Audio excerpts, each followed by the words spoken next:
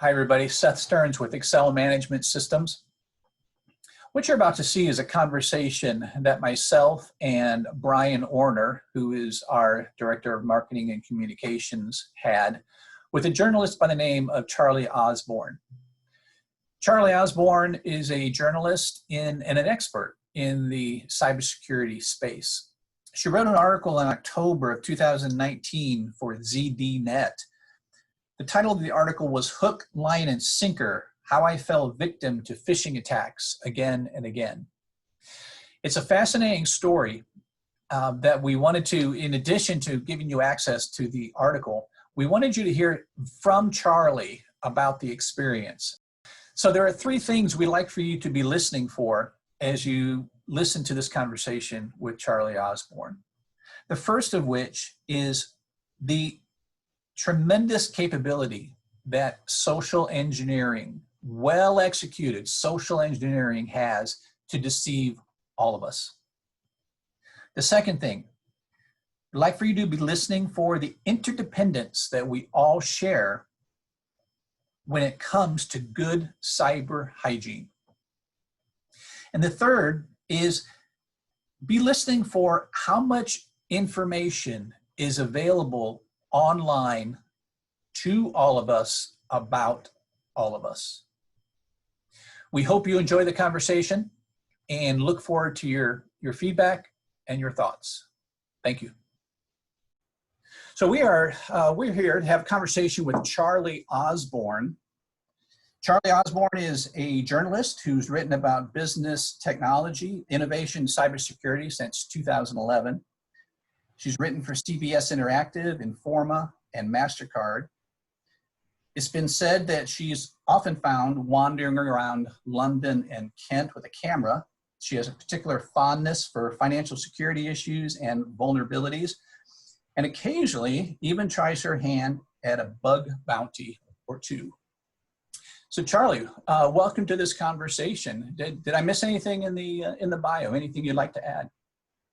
Portsliger, which is a web security digest, but apart from that, that sums it up. It's great to be here. Very good, very good.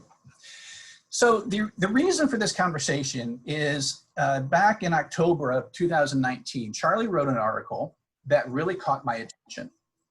And the article, the title of the article was in ZDNet, and the article was titled Hook, Line, and Sinker, How I Fell Victim to Phishing Attacks Again and Again. And this story just captivated me from the standpoint of, Charlie, it's fair to say that you're an expert in this space, correct? So I definitely have more knowledge than the average person. Okay, all right. That's the definition of an expert. And well, I'll ask Charlie to talk through how this scenario unfolded. But what caught my attention is, here's Charlie Osborne, an expert in this space, who is successfully phished as a result of some very sophisticated social engineering spear phishing strategies. So I thought it would be very interesting to actually hear from Charlie herself about this experience held against the context of her background. So again, Charlie, I want to say thank you for being willing to have this conversation, and thank you for the great article. So let's kind of set the stage here. CoFence, which is an organization that helps other organizations recognize and stop phishing attacks, they approach you with a proposition and a challenge. Kind of set the stage for us. What is it? What have they put down before you? Okay, so CoFence specializes in going into enterprise companies and SMBs, and their main port of call is to try and help train employees to recognize phishing attempts. In any networks of corporation organization, it's generally the humans are the weakest link in the security chain, right? So phishing is one of the most common attack vectors for criminals to infiltrate networks, steal data, impersonate others, and potentially cause massive financial damage. In the business world, it's known as BEC scams, so business email compromise. That's one of the main ones. And if you can train and educate people on that sort of the weakest part of the chain, it can help improve an organisation's security posture. So the way they do this, rather than perhaps more traditional educational methods, which is, here's an article, read it, here's a book, you want chapter 5 on examples of phishing, they go in and they simulate what a real world threat actor would do. And that's what they wanted to do with me. Okay. And that's pretty much, I accepted the challenge that was going to take place over a couple of weeks to see whether I would fall for any of it. Okay. And how confident were you that they would fail? How confident were you that you would recognize these attempts for what they were? I thought I was overconfident, put it that way. I thought maybe I'd fall for one or two, but the majority would fail because I get phished on a daily basis, as most of us do. But I didn't keep in mind that there's a major difference between sort of mass phishing attempts and mass spam emails. With there's a comparison there between that, spear phishing and whaling. And so I was more confident than I should have been. Okay. You just said that most of us get phished on a daily basis. And so that's interesting because in the course of my daily routine, I don't think I notice that every once in a while. And it leads me to believe perhaps that this is far more common than most of us realize. Absolutely. You get a lot, you'll have the usual messages in your spam box, but most of them will be stopped at the actual email gateway. So you might not even ever see them. But a lot of attackers will use things call them sort of spray and pray techniques. Mm-hmm. So you'll have automated scripts sending out hundreds, thousands, millions of emails on a daily basis. As far as I'm aware, most of the emails that we send are spam when it comes to sort of the global number that's sent on a daily basis. Is that right? I believe so, yes. Oh, okay, interesting. So most of it's automated. So an email sent out potentially with a spoofed email address as well, and it's a case of just seeing if anyone bites. Wow, wow. So say some more about the difference between spear phishing or whaling versus the what'd you call it? Spray and pray. Spray and pray. Yeah. Can you talk about those differences? Absolutely. So the spray and pray sort of emails you get are quite common and quite standard. Some of the stereotypes are things like you've won a lottery, for example. That's a very common one. So in Europe, you get emails saying you've won the Spanish lottery, even though you've never entered it in your life. Mm-hmm. You also get ones from, alleged lawyers in Africa, for example, that say that you are there's millions of dollars waiting for you, and you've been left an inheritance or some sort of legacy. That's very mm-hmm. common. And then you also get ones from, say, pretending to be a bank. So in the UK, it'd be perhaps HSBC or Santander or Lloyds.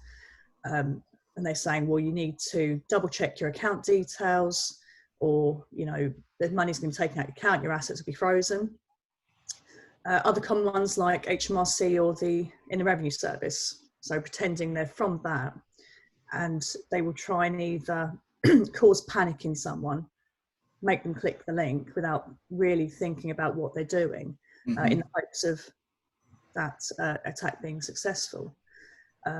However, when it comes to spear phishing and whaling, cyber attackers will actually spend some time on reconnaissance and trying to learn about their target. So rather than going for thousands of people in one go, they don't know who it is, they're just going off email lists, they will actually try and hone in on valuable targets.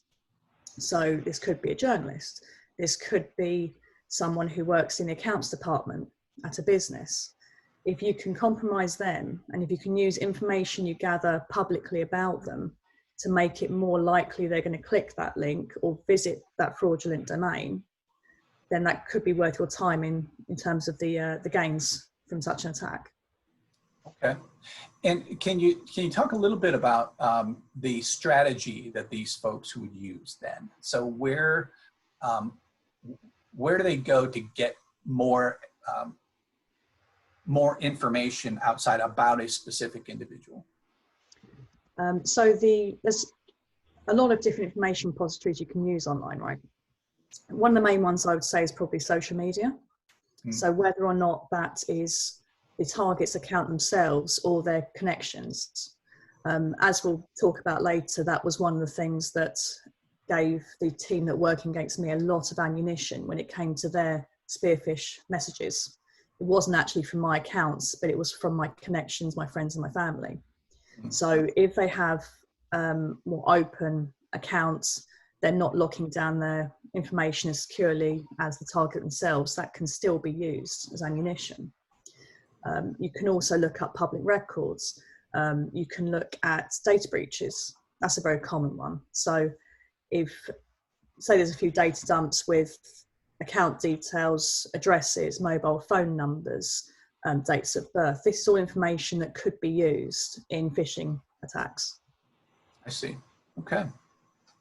So Cofense lays the challenge out to you. You're feeling pretty confident, but just in the off possibility that you might respond to one of these phishing attacks, how will you know? How will you know that you got snared?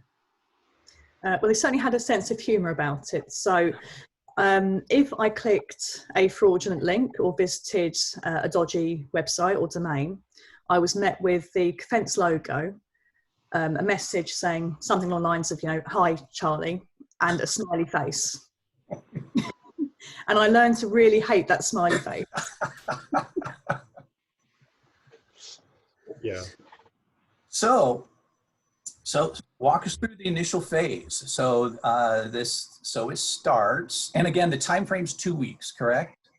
It was roughly 2 to 2.5 weeks. Okay, all right. So what's the first wave look like? What do you start to see? To give you a bit more context, because of my job, I do get hundreds of emails a day. I get at least 20, 30 into my spam, which I have to double check because sometimes legitimate messages do slip through the net. The rest of it will be PR pitches, sort of work-related emails, as well as some personal emails. I also have accounts which will be related to, say, Amazon purchases, eBay, whatever else. So the first wave were pretty generic. We're talking fake Amazon emails, fake invoices from DHL. These are rather bog standard phishing attempts. I would say they're on the same lines as fake messages from your bank or fake ones from PayPal or whoever else. Mm-hmm. Okay, so these look perhaps fairly standard as far as phishing attempts go. So they're easily recognizable. Absolutely. One of the techniques they did use, which is quite common, is including a message clipped part in the email. And although it seems quite small, sometimes you'll have that on phishing messages because it creates a sense of curiosity.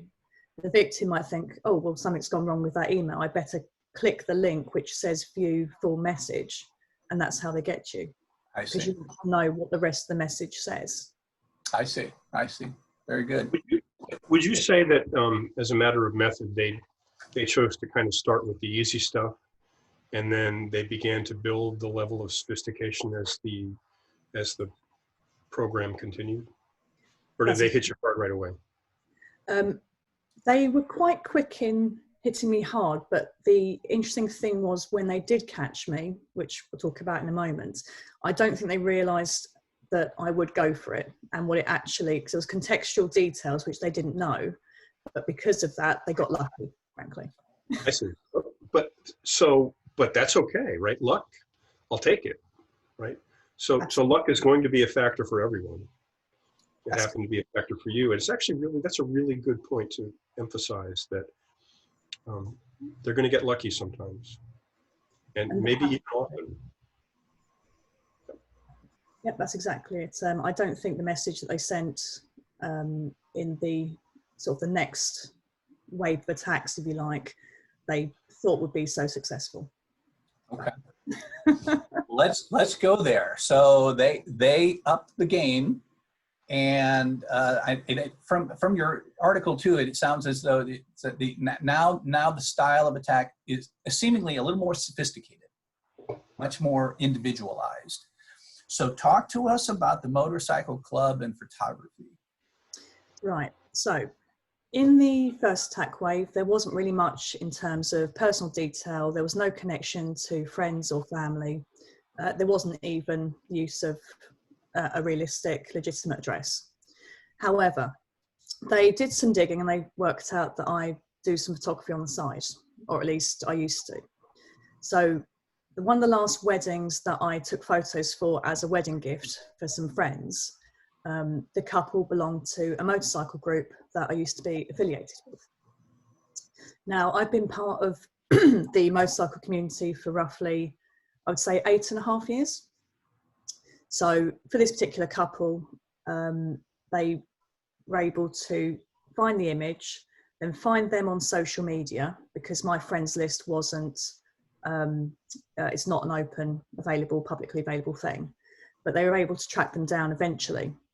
And not only then did they know their names, what they looked like, their potential connection to me, they also were able to make a connection between an event that this particular motorcycle group hosts every year, which is it's a motorcycle rally, which is basically sitting on a campsite for a few days with live music and some beer. It's quite a lot of fun. Now, I was sent an email. It was meant to be, well, it pretended to be from the groom of this wedding, and it included his nickname. Nicknames are rather important in the motorcycle community. The majority of people that are at least patched members, although I never was, will always use a nickname. So to me, that immediately gave the email some legitimacy. Now, this person asked me to take photos for the rally coming up in the September. They said their photographer cancelled last minute because of a family emergency. I'd be the next one that'd be great to fill in. And although I found it a little bit odd that the husband was getting in touch, because I'm better friends with the wife, because he was part of the club and the wife wasn't part of another club, I didn't think it was actually that odd. So I completely fell for it. This is where context also comes in again, because it was sent around about 10 p.m. at night. I'd finished work. I was on my second glass of wine. So I wasn't really thinking too hard about the defense experiment or potentially being lured into clicking something I shouldn't have. Mm-hmm. Plus, there was a lot of familiar context in that communication for you, correct? So your radar wasn't really going off that this could have been a problem. That's correct. They included a poster for the event, which is quite common. That's sort of posters on social media every year, and new ones created every year for it. The language seemed okay. It wasn't. There was nothing that would flag it up as not coming from my friend. Mm-hmm. Now, instead of, what they wanted me to do was to click on an embedded link to this motorcycle club's website. But because I've had such a long affiliation with them, I didn't need to, right? So right. I just emailed back as if that was my friend, saying, I can do it, no problem. However, I've got a few caveats. Can these things be sorted? And this is when things get even more interesting.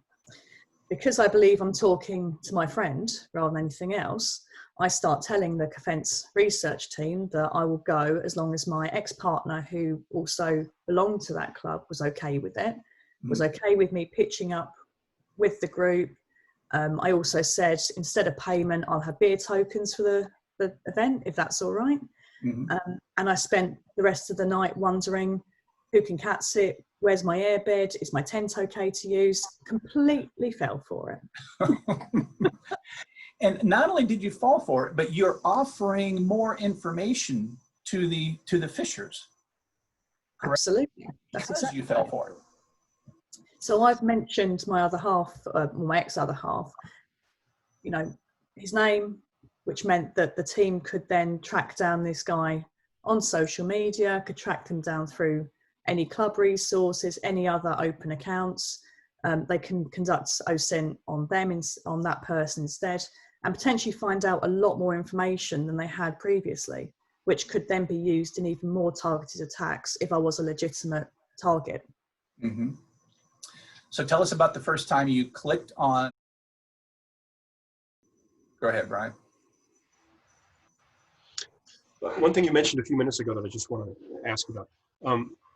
You mentioned that this came in the evening after you were having a glass of wine or two, and so the timing interests me.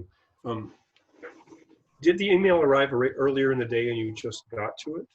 Or did it actually arrive contemporaneously when you were in the evening, relaxing? Because like me, for example, you may be attached to your email as a journalist, stuff's coming in all the time, right? I'm interested if that was part of the planning that they engaged in. That was it, yes. So it arrived around about the 10, half 10 mark. I don't remember exactly when.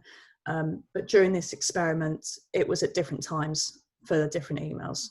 It would have been far too obvious if they'd say selected 3 o'clock in the afternoon for every attempt. It had to be at different times to see whether or not they could catch me out, for example, in the morning before I've had my first coffee, late at night after I've had a glass of wine, or in the afternoon when I'm busy and trying to answer things and perhaps not really paying attention to what's happening. Mm-hmm. So the point is that it's not just the content of the email that is attended to by the experts, it's the timing as well, when they're sent, circumstances under which they might likely be read and may work or not. So that's interesting. It's a level of sophistication that maybe we're not anticipating as the recipient of these kinds of things. Absolutely. So that can apply to spear phishing. That also can apply to more mass sort of spam campaigns. So when I'll give you a recent example is that some of the newer phishing campaigns are using messages related to people being laid off work. So they're trying to elicit that fear and upset because so many people are now out of work or fearing for their jobs. So using that as an emotional hook to try and get people to click onto fraudulent domains or to hand over their information. So there's been a lot written about the exploitation of the current crisis, and because everyone's on edge anyway, and there's a lot of chaos, that this is a fantastic time for phishing attacks, and people are working from home, so they don't have that immediate contact with other coworkers who can say, "Hey, did you see that email come through? Do you think that's valid or not?" But there's that. I think the bad actors have determined that this is a wonderful time to exploit end users in the midst, again, of anxiety and chaos. Would you say that's a fair statement? I absolutely would, yes, because in a lot of campaigns, there'll be the general ideas of, okay, let's pretend we're from the IRS, let's pretend we're from this person's bank, and let's just see if we get lucky. Mm-hmm. But now you've got mass populations that are in the same boat with a lot of things, whether that's they're worried about retaining their jobs, they're worried about getting support from various governments to stay afloat. So there's a lot more scope for fraud to be conducted. Mm-hmm. Mm-hmm. So tell us about the, specifically then, what was it you finally clicked? If you would, just share your initial response of when you realized you got snared. Yes. So after the defence team had very easily made me believe I would be on a campsite in the weekend, they then tried to send me another email with a link relating again to the wedding photos. So they went back, tried again. Now I was sent to what I thought was a Google sort of image store from photos that had been taken in the last year's event. Because I'd been carrying on this conversation for a while, I trusted it. I hadn't realised yet that this was a very successful phishing attempt. So I clicked it. And then the smiley face appeared. So what was that like for you? I would imagine a bit of a kick in the gut. I could have screamed, but also I was quite relieved. I spoke to the team after this later because they were on the verge of calling me to let me know, if you don't, basically, I didn't click a link and realise that it was fake. They were going to call me and say, yeah, can you not go onto that campsite at the weekend? Because it would have turned up, you know, with photography sort of gear in hand, and no one has a clue why I'm there, right? So it would have been quite embarrassing on my part. Right. And honestly, the way it was laid out, that scenario is quite feasible. That had this actually been a phishing attack and they were trying to get you to click, you would have shown up at that. Absolutely. Right. I really believe that that's what I was going to be doing over my weekend. And, you know, I was quite ready to get all of my camera gear charged up and ready to go and find, you know, my airbed and sort everything out. Mm-hmm. It was masterfully done.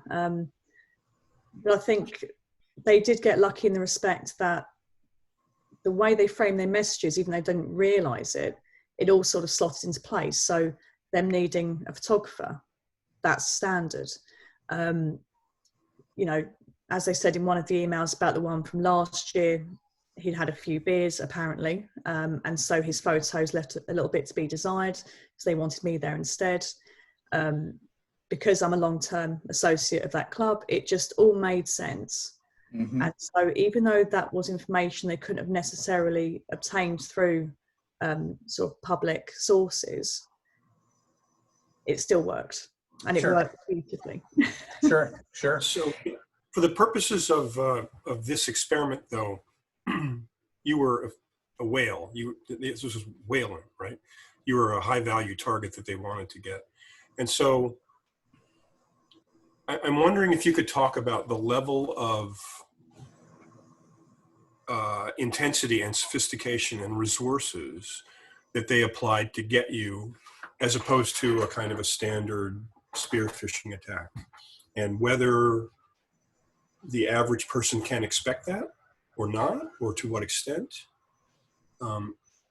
just along those lines.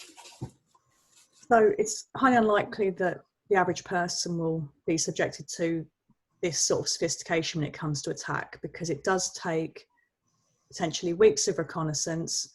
I was given a dossier of everything they'd compiled about me that the team had managed to gather through several weeks of tracing different connections, trying to find out as much information as I could about me and my family and my friends. And it was massive. However, most of it wasn't from me, it was from other sources. So it was from family connections, it was from friends, it was from public apps like Instagram, for example. Things I have no control over, but others do. And that's one of the current issues when it comes to social engineering, because the information is there. However, that couple of weeks does take time, and it takes a lot of man hours. So the average person is highly unlikely that they would be subjected to this kind of level. They'd be far more likely to receive messages based on automated scripts, because that then takes very little effort on behalf of a fraudster. However, it's far more likely if someone was a high-value target, a wealthy person, a CEO, that kind of thing, because then perhaps the level of investment that's required to go this deep is justified. Yes, although I would say that in quite a few modern cases, it won't be the target themselves that becomes the victim of social engineering. It'll be someone else in their network that can provide an avenue to that. I see. If you take an example of a business, instead of going for a CEO, you might go for their personal assistant instead, who has access to their information, whether that's financial details or otherwise, and who might be more susceptible to an attack than they themselves would be. You get that as well if you go for an accounts department, you compromise one employee's email account, or you use a spoofed email address to authorize a payment to a bank account elsewhere to pay off a fraudulent invoice. It happens quite often. So rather than, it's not always going to be the case that someone will be, the overall target is actually the one that is the target of reconnaissance. Understood. Yeah. Got it. So so the question might be, the strategy, the time invested on the part of CoFence, is that representative of a bad actor who really does want to go after a specific individual? Would you say that is fairly representative? Is CoFence doing what other bad actors are doing in the course of spear phishing? Yes, I would say so. As they started off their experiment with the more sort of bog standard phishing, that's what you can expect from people that will go after the general public, SMBs, maybe smaller businesses, and just try their luck. Mm-hmm. That doesn't take a huge amount of effort. But then if you're going to go for a more valuable target, whoever this is, whether it's going to be a lawyer, activist, a business leader, a couple of weeks worth of effort to gather information is potentially worth a huge payoff in the end, right? Mm-hmm. Mm-hmm. Were there any restrictions set up in advance, such as, for example, they would not engage in any illegal activity? In other words, did they discover what they discovered about you all from public sources without any nefarious illegal activities other than what they were doing specifically with you? Yes, so that was definitely set in place. So there was nothing illegal that was included. Everything that the team managed to gather about me was from OSINT sources, so open source intelligence. So it was all purely publicly available sources, and everything that would be therefore available to any standard cyber attacker who wanted to go for me as a spearfish. And do you have an opinion about the amount of intelligence that's freely available about everyone online? It was a bit of a shock when I saw my dossier, but what the major shock was how much information was leaked, not through me, but others. And over those areas, we have no control. So unless you go to your friends and your family and your business associates and say, right, would you mind locking down your account? And could you not post photos of me on Twitter? Can you not do this? Can you not do that? There's very little you can do about it. And once it's out there, it's extremely difficult to get rid of it. Mm-hmm. And do you have a sense of, or did they track the reverse of that, which is how much inadvertent information about your network you may have divulged in the process of this experiment? There wasn't a huge amount they could get from me, with the exception of my website, which just has my photography portfolio, the basic information that's available over LinkedIn, and my Facebook page. But most of that is locked down. So the only thing would be a profile picture. Okay. So you're careful about that sort of thing? Yes. Well, I kind of have to be. So most of us, however, are not. Yeah, I was going to say, the moral of that story is that I, as an individual, can take all sorts of precautions and lock my information down. But we are completely interdependent on friends and family and their adherence to cyber hygiene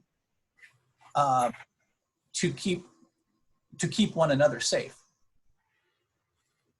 And that's potentially the issue, because if you've got sort of younger generations that will share everything over Instagram, for example, potentially, and you may have sort of older members of your family that aren't very practiced when it comes to social media, so they might inadvertently post something about you, for example, which is set up as a public post when they meant for it to be for friends only.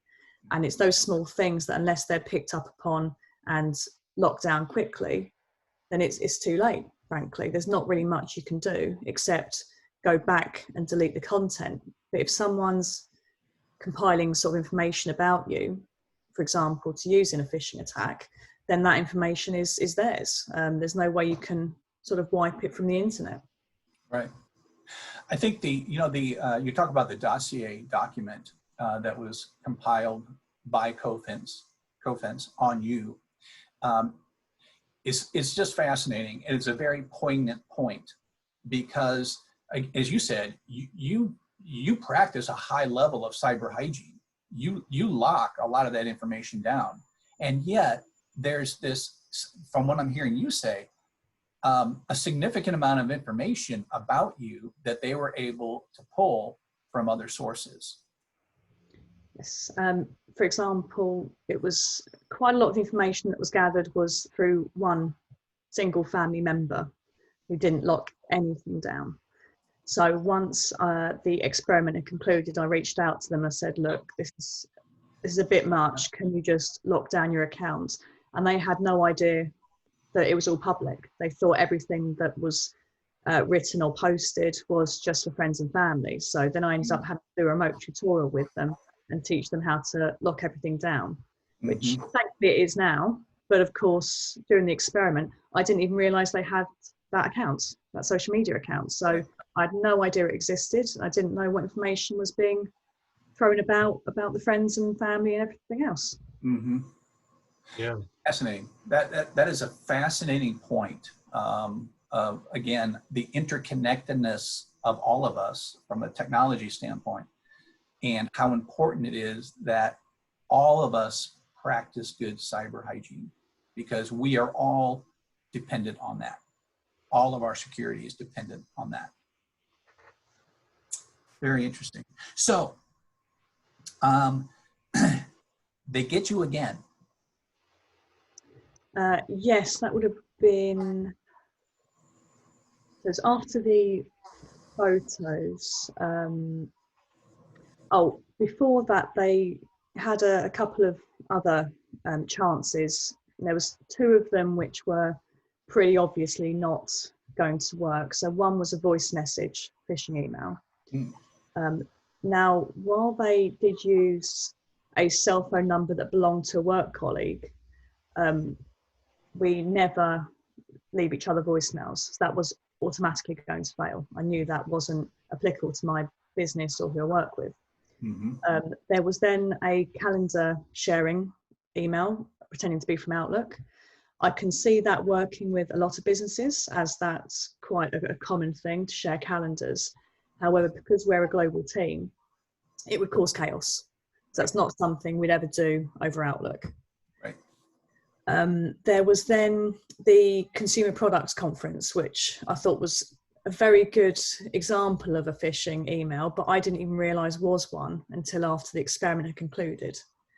The hook was that someone I'd apparently met at a conference when I visited Qualcomm in, I think it was December 2018. They were reaching out to me saying, it was good to meet you. Here's this conference. Would you like to attend? It looked extremely professional. I thought I'll respond to that later. And the only reason it failed is that I completely forgot to. It got lost in the deluge of emails, the hundreds I get a day, completely forgot about it. It was archived, and that was the end of the matter. But had, in a different circumstance, it sounds like you're reasonably confident that you would have clicked on it. Yeah, I would have done. Okay. Sure. That's a very common thing. You get conference invitations and invitations to events and summits all the time, normally. So I absolutely would have clicked on that if I remembered to do so. Okay, so it was familiar context, absolutely made sense, very professional looking. It looked very good. And again, luck again factored in, because you just, on your emails, you just, you didn't get to it. And that's exactly it. Yeah. But the next one I did fall for, which was the spelling and grammar email, I believe. Yes, tell us about that one. So this one, when you publish online, of course, you get reader comments. That's a very common thing, not a problem usually. Now, sometimes you'll get people who will spot spelling mistakes or grammar issues. Not a problem. Generally speaking, they're quite useful and valuable. So you'll go back and double check the content and make sure everything's okay, or make fixes as required. This particular email that I received was from the Don Weaver, who spotted a mistake. He called it his biggest grammar pet peeve. He included a link to a screenshot so I could double check the content and see what he was complaining about. And I clicked. And there's your Wow. smiley. There's your That's smiley. really And there's my smiley face. And I did lose the plot a bit with that one because I couldn't believe that I'd fallen for it. And it literally, the moment it came into my inbox, I clicked on it. I didn't even think. I thought, right, what have I made? What mistake have I made now? Let's click on it. Let's have a look. And then there was a hi from Kofence I'm and smiling because, I'm smiling because that's one that would get me. straight away. That would get me no problem. So, you know, Very quick. it's interesting too, Charlie, because the first time you got snared, and the point I want to make here is that this is social engineering, right? So this is understanding how human beings work. This is understanding how how decisions we make are generally emotional. So the first time you got hooked because they were making comments about the other person's bad photos. And, you know, it's sort of in a comparative way to the quality of your photos. And so here, click on this link and take a look and you'll see what we're talking about. So that was a great emotional hook for you. And then the second one that you just mentioned is here's someone calling into question or calling out a possible error or a grammatical error of some sort. And, you know, click here and you'll see what I'm talking about. There's an emotional hook to that. Of course, you want to find out what that is. And so there's as I'm listening to you, I'm realizing there's sort of a business approach and a business hook, but there's perhaps even more dangerous are the emotional hooks of what might grab us and compel us to click on a link. Do you think that's true? I do. If you can elicit some form of emotion from someone, whether that's you hit their pride or panic, some sort of fear, if you can create that sort of response in someone, they perhaps won't think as rationally. Yes. So that's why HMRC campaigns are so successful, because the moment you say to someone, well, we're going to freeze your bank accounts and you owe us thousands of pounds in tax, you're going to go to jail, people panic. Mm-hmm. So they will click it. They won't think, right, how about I actually ring them directly and see what's going on? Immediately you click. Yes. And it's those sort of emotions that are one of the sort of the better, sort of the best tools that attackers have and sort of weapons to use against you. Yes. Yes. So share with us a little bit about the phishers then start to use your family as context, and particularly a wedding, and apparently your father has a propensity for Jaguars. So talk to us about how they're using that information. Sure. So we've gone from the basics, DHL and Amazon deliveries. We then went into friends and social connections. They then went into business, and then they went to family.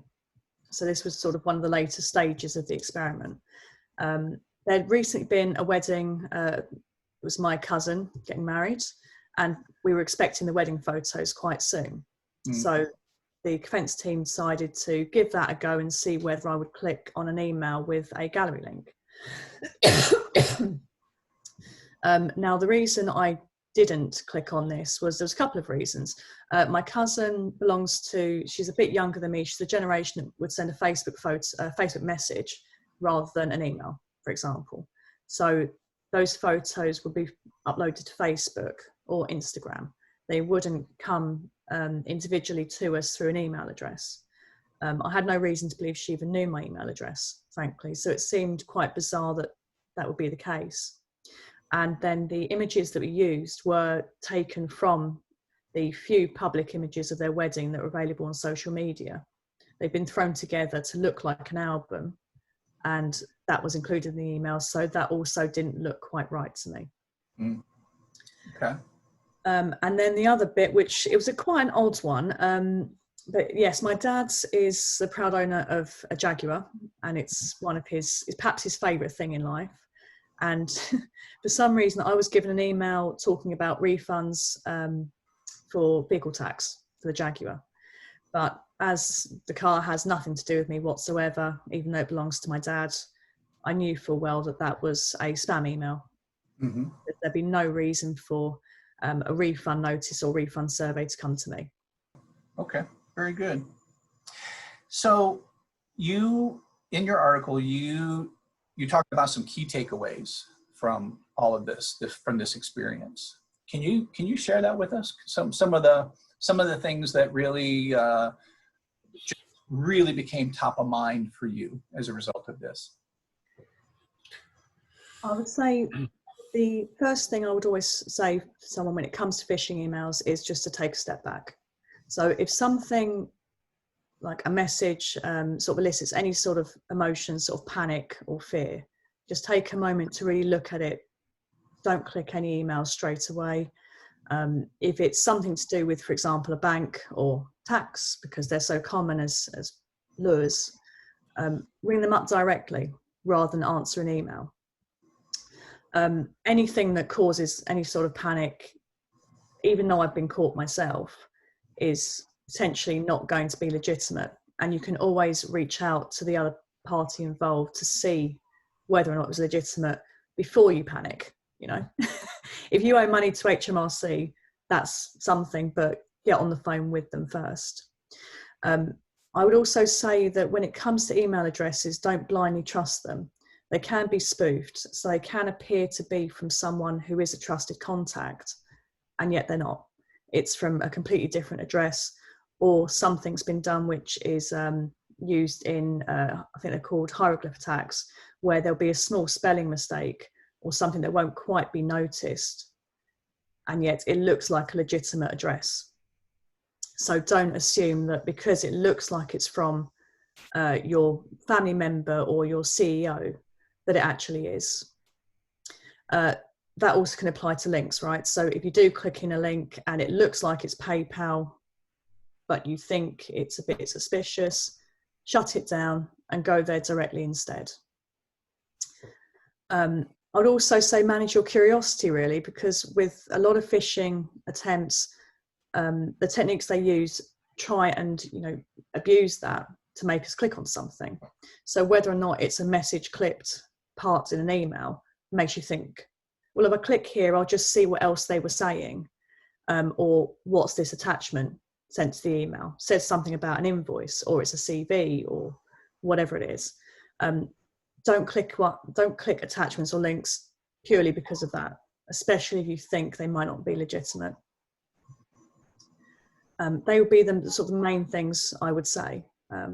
We're all going to get caught out here and there. Hopefully it doesn't happen too often. If you do get caught out, for example, you hand over your credentials of a web service, or whether it's PayPal, an email account, whatever it is, immediately try and get hold of that service provider, see what can be done, or change your passwords quickly. Do whatever you can to try and mitigate the damage if you do get caught out. Mm-hmm. My last question, and you alluded to it a little earlier. So when all this was said and done, and you received the dossier from Cofense, when you went to, tell us a little bit about the conversations you had with friends and family. You mentioned the one, but I imagine you had multiple conversations. I did have a few conversations, although it was, should we say, one perpetrator who was most at fault when it came to the amount of information that was available about me online. There are certain things which are public. You look on Google search, there are photos of me, there's links to my website, there's links to various social media platforms that I'm on. But this particular account that was held by one family member, she didn't even realise that it was all public. So I had to have a chat with her, and I also did a remote sort of training class with her, if you like, and taught her how to lock everything down. No big deal. I act as a remote service, sort of an IT technician for my grandma, right? So So I had all of the software in place for that. After I'd locked down her accounts a bit more and taught her just a little bit about it, then I had a few conversations with other friends, but there's very little you can do when it comes down to it, except I asked them, for example, not to tag me in photos unless I'd said it was okay, for example. Just small changes that, you know, might make a little bit of difference. But once the main sort of perpetrator was sort of educated a bit more, Yes. the rest of it, well, it is what it is. And I learned that I need to be a little bit more careful in future when it comes to clicking links myself. Very good. Well, Charlie, this has been a delightful conversation.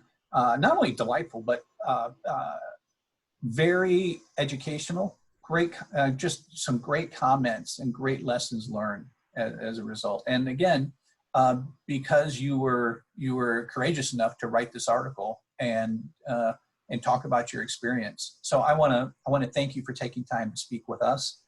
And it was we appreciate it so much. So You're very welcome.